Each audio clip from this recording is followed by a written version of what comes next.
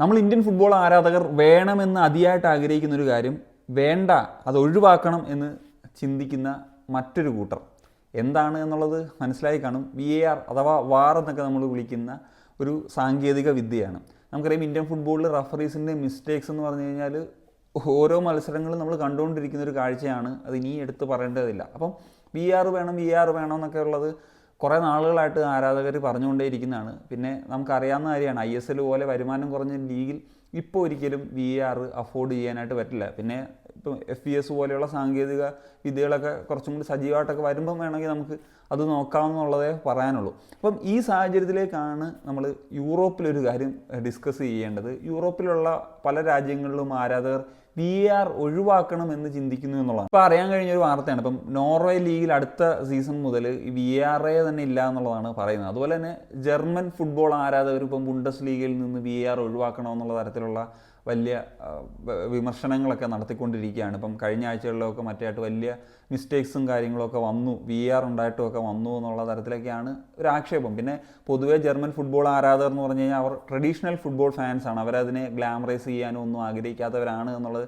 നമുക്ക് ഓൾറെഡി അറിയാവുന്നതാണ്. അപ്പം അതൊരു ഫാക്ടറാണെന്ന് പറയുന്നത്. പൊതുവെ VAR വന്നപ്പോൾ മുതലുണ്ടായിരുന്ന ഒരു ആക്ഷേപമാണ് ഈ ഫുട്ബോളിൻ്റെ ഫ്ലോ കളയുന്ന ഒരു സാങ്കേതിക വിദ്യയാണ് VAR എന്ന് പറഞ്ഞു കഴിഞ്ഞാൽ. കാരണം അതിൻ്റെ ഇടയ്ക്കൊക്കെ ഗ്യാപ്പ് വരുമല്ലോ. അല്ലെങ്കിൽ പറഞ്ഞാൽ 90 മിനിറ്റ് റെഗുലറായിട്ട് കളിക്കുന്ന ഒരു മത്സരമാണല്ലോ ഫുട്ബോൾ എന്ന് പറയുന്നത്. പക്ഷേ നിലവിൽ ഏറ്റവും പ്രധാനമായിട്ടും ഉയരുന്നൊരു ആക്ഷേപങ്ങൾ എന്ന് വെച്ച് കഴിഞ്ഞാൽ ഈ റഫറിയുടെ സബ്ജക്റ്റീവായിട്ടുള്ള ചില ഡിസിഷൻസ് എന്നുള്ളതാണ്. രണ്ടാമത്തെ ഒരു കാര്യം, ഈ overly marginal of side calls ഒക്കെ വരുന്നത് ഇപ്പം പലരെയും ചൊടിപ്പിക്കുന്നുണ്ട് എന്നുള്ളതാണ്. അതുപോലെ ഏറ്റവും പ്രധാനമായിട്ടും പറയേണ്ട ഒരു കാര്യം, ഡിഫെൻഡിങ് ടീമിന് ഒരു അൺഫെയർ അഡ്വാൻറ്റേജ് കിട്ടുക എന്നുള്ളതാണ്. ഡിഫെൻഡിങ് ടീം എന്ന് വെച്ച് കഴിഞ്ഞാൽ ഇപ്പോൾ ഒരു മത്സരത്തിൽ ഒരു ടീം മോശമായിട്ടാണ് കളിച്ചുകൊണ്ടിരിക്കുന്നത് എന്ന് വെക്കുക. അപ്പം അവിടെ ഒരു ഗ്യാപ്പ് വരുന്നൊരു സമയത്ത് ഇവർക്ക് റീഗ്രൂപ്പ് ചെയ്യാനും അവർക്ക് തിരിച്ചു വരാനുള്ളൊരു സാഹചര്യം ആ മത്സരത്തിൽ തന്നെ ഉണ്ടാകുന്നു എന്നുള്ളതാണ്. ഓൾസോ ബ്ലണ്ടർ മിസ്റ്റേക്സും ഒരുപാട് സംഭവിക്കുന്നുണ്ട് എന്നുള്ളതും ഇതിൽ ഏറ്റവും പ്രധാനപ്പെട്ട കാര്യമാണ്. ഈ VAR പോലെയുള്ള സാങ്കേതിക വിദ്യ ഉണ്ടായിട്ട് കൂടി.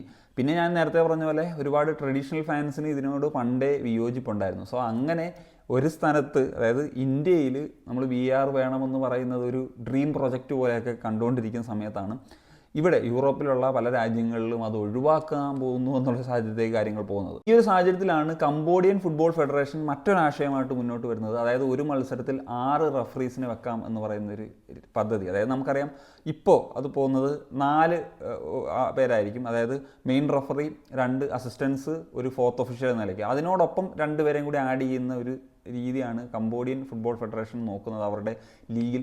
മുമ്പ് ഇപ്പോൾ VAR ഒക്കെ വരുന്നതിന് മുമ്പ് നിങ്ങൾക്ക് കണ്ടിട്ടുണ്ട്. ഇപ്പം വേൾഡ് കപ്പിലൊക്കെ പ്രത്യേകിച്ച് ഈ പറഞ്ഞ പോലെ ഗോൾ പോസ്റ്റിന് പുറകിലും 2 റഫറീസ് ഉണ്ടാകുന്ന സംഭവങ്ങളൊക്കെ നമ്മൾ കണ്ടു. അപ്പോൾ ആ ഒരു തരത്തിലാണോ എന്നുള്ളത് എനിക്കറിയില്ല. ആ ഒരു തരത്തിലാകാനാണ് സാധ്യത. VAR ഉണ്ടായാലും ഇല്ലേലും ഈ പറഞ്ഞ പോലെ എറേഴ്സ് സംഭവിക്കും എന്നുള്ളതാണ് നമ്മൾ ഇതിൽ നിന്ന് മനസ്സിലാക്കേണ്ടത്. എനിക്ക് തോന്നുന്നു ഇനി കുറേ വർഷങ്ങൾക്കൊക്കെ ശേഷം, ഞാൻ തന്നെ പലരുമായിട്ടൊക്കെ ഡിസ്കസ് ചെയ്തിട്ടുള്ളൊരു കാര്യമാണ്, ഇപ്പോൾ ഈ കംപ്ലീറ്റ്ലി ഇപ്പം നമ്മൾ ഈ AI ഒക്കെ വന്നതിന് ശേഷം കംപ്ലീറ്റ്ലി ഇപ്പോൾ റഫറീസ് തന്നെ ഇല്ലാണ്ടാകുന്നൊരു സാഹചര്യത്തിലേക്ക് വന്നിട്ട് എല്ലാം മെഷീൻസ് എന്ന് പറയുന്നൊരു സംഭവം, അല്ലെങ്കിൽ ആർട്ടിഫിഷ്യൽ ഇൻ്റലിജൻസ് എന്ന് പറയുന്നൊരു രീതിയിലേക്ക് കാര്യങ്ങളൊക്കെ പോകുമ്പോഴേ ഒരു 100% ഒരു കറക്റ്റായിട്ടുള്ള ഒരു രീതിയിലേക്ക് ഡിസിഷൻസൊക്കെ വരുള്ളൂ എന്നുള്ളതാണ്. അല്ലാത്ത പക്ഷം ഇപ്പം VAR ഉണ്ടെന്ന് പറഞ്ഞാലും ഇല്ലെന്ന് പറഞ്ഞാലും മിസ്റ്റേക്സ് സംഭവിച്ചുകൊണ്ടോ ഇരിക്കുമെന്നുള്ളതൊക്കെയാണ് ഈ കാര്യങ്ങളൊക്കെ നമുക്ക് ഒത്തുചേർത്ത് മനസ്സിലാക്കേണ്ടതെന്നുള്ളതാണ് എനിക്ക് തോന്നുന്നത്. അപ്പം നിങ്ങളുടെ ഒപ്പീനിയൻസ് തീർച്ചയായിട്ടും കമ്പോസ് ചെയ്യാൻ പറ്റും. കണീഷൻ സനിയോ.